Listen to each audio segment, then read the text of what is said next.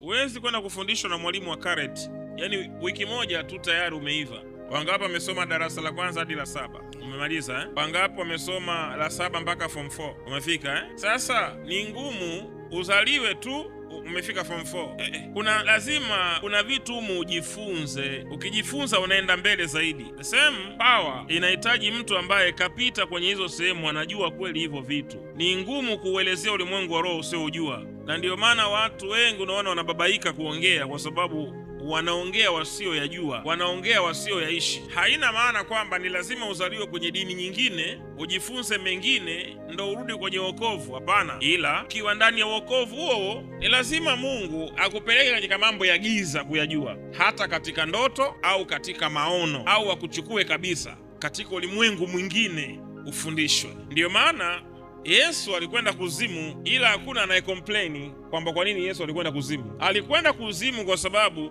kuna vitu vya watu wa Mungu vipo wapi? Vipo kuzimu, na uwezi ukavichukua hivyo vitu vya watu bila wewe kufanyaje? Kufika kuzimu. Aliendaje sasa kuzimu? Alipanda gari? Hakupanda gari. Alipanda treni? Hakupanda treni. Alipanda guta? Hapana. Alipanda pikipiki? Hapana. Alipanda baiskeli? Hapana. Alipanda ng'ombe? Hapana. Ila maandiko anasema Yesu alikwenda wapi? Alikwenda mpaka kuzimu, tena chini kuzimu, kwenda kumnyang'anya funguo ya uzima na mauti. Nani? Shetani. Maana yake alikwenda headquarter ya bwana mkubwa, ambia oya, nimekuja bwana, nipe. Sababu kuzimu ndio kwa ibilisi. Sasa inakuwaje wewe unayezungumzia mambo ya roho hukujui huko kulivyo? Kwa sababu hakuna